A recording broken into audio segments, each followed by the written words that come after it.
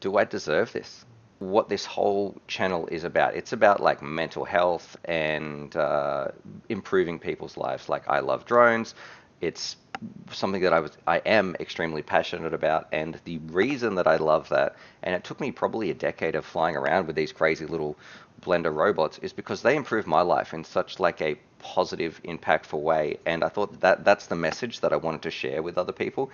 But it kind of, as time went on, it evolved to be a little bit deeper, where it's improving people's lives, like that core part. It doesn't matter whether it's through drones, whether it's through conversation, whether it's through opening up and connecting with people. That's truly what I'm passionate about, and that's kind of one of the reasons why this stream is a little bit different than the ones I did in the past. Which also coincidentally, when COVID was happening, I really was suffering a lot worse than I knew at the time, like with my mental health. I'd always felt like I was a pretty positive person, and drones were definitely fantastic. And then when COVID happened, and I just had my second child, and it really felt like things were getting too much. I couldn't go outside. I was in lockdown. I had undiagnosed ADHD. And that being in the depths of that was such a pitiful, hard experience that I never want anyone else to have to suffer through that or go through that. And so these streams as well, and a big part of my channel, you'll often hear me talk about it, is just opening up about mental health, sharing that, connecting with it. And I feel like people in our hobby, why do FPV pilots seem to struggle so much with depression or anxiety or some other mental health issues? And you see it come up quite a lot. And I want to be here to just let people know that, hey, it is it is okay. I understand that it's hard. Like I'm not just someone talking from who's read a little bit about it and hasn't experienced it. I have been there as well, and thankfully I'm so grateful now that I am still here. I can still make videos and I can still talk to people, and I'm on the better side of it. But I want to let you know, if you're watching this as well, that we're here, and I'm proud of you, and I'm going to be doing everything I can to hopefully get that across, that people can enjoy it. So for me, one of the reasons that I think it was so difficult, and I'm going to talk about the different things in mental health each week. I want to focus on something else. But when I first started UAVfutures, and it all comes down, it's all kind of tied in. I didn't realize, like, when you have ADHD, you are like 7 times more likely, if it's undiagnosed, to get depression. And when I came across drones, I hyper focused in on them. They were absolutely amazing. They were like the coolest hobby I had ever discovered. And that's why I made these videos, and that's why I wanted to share them. And you sort of know the rest is history of where we ended up to. However, as time went on, anybody with undiagnosed or untreated ADHD always shifts onto a new project for a little while, and it can be, you can really hyper focus on something and then move on to the next thing. But drones were always there for me. But after about 7 years, it started to, I guess when the lockdown happened, it started to get really difficult.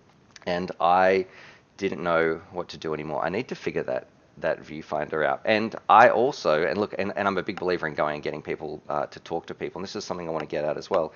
When I feel like I'm rambling a little bit.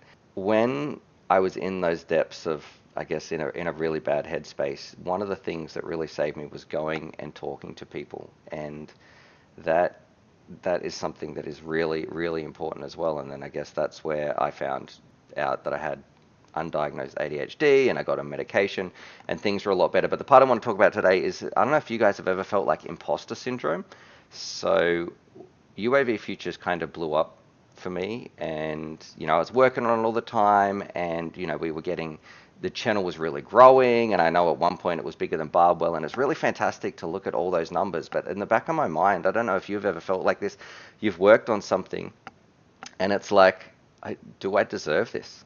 Do I deserve UAVfutures? Like, was this just a fluke?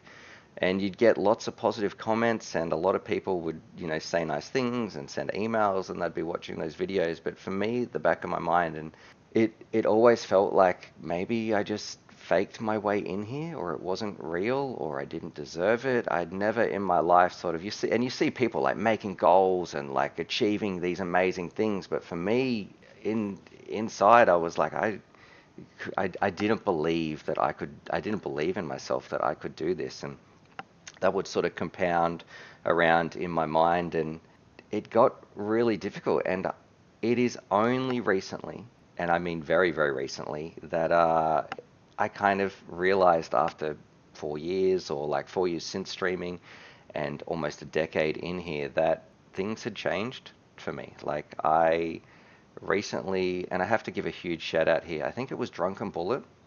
He gave me on a premiere. It was like a super chat or a donation or something that came through, and he said that like this is, and it was a decent amount. I was like, wow, don't I didn't know how to feel. I was really conflicted. I was kind of like, oh, you don't have to do that. Like I didn't feel like I deserved it, and I sort of took a moment, and he said, look, it was really just to say thank you and everything like that I've done for the hobby. And it took a moment for that to sink in, and I reflected on it, and I wanted to talk about it because it really changed how I felt about myself and how I felt about this channel. And I sort of took a step back and had a look, and I have to say, for the first time in a long time, I was like, oh, I did do that. People do appreciate what I'm doing, and I do believe in myself. So you never know the power that just a little comment or something like that can have on people. And it was like a really profound moment where I thought, wow, I reflected and I was proud of what I've done, and I was like, I could do this again. Like it wasn't just a fluke. And imposter syndrome was something that I struggled with for like the longest time, on not believing that what I was doing, that I deserved it or anything like that. And I think that all compounded with some other things in ADHD and that sort of stuff into a poor mental health space. So I want to say thanks to Drunken Bullet. Thanks to you guys who have been here for so long. Like this stream wouldn't be doing this. I wouldn't be able to do this channel without you. And I really feel blessed to be here, and also proud that I'm here to be able to talk to you guys and shed a positive light on this hobby and share some love for mental health, and to teach people how to get flying. Like it's all, you hear me say it all the time, it's all about getting people flying and just enjoying FPV. So I just want to say a huge shout out to Drunken Bullet for that, because it wasn't until that donation came through that I had a bit of a reflection and was realized that that's like a part of my life that took me a decade to understand, that I'd never had success like that before, and I didn't believe that I deserved it, or I hadn't worked for it enough, or maybe I felt like it was too easy. And then it took me a long time to realize, hey, it's from the work you put in. It was like not watching 2 year TV for like 2 years, smashing videos, connecting with you guys, sharing this hobby and getting it out to as many people as I can, like all the late nights and the hours and the filming. And it made a huge it took me 10 years to realize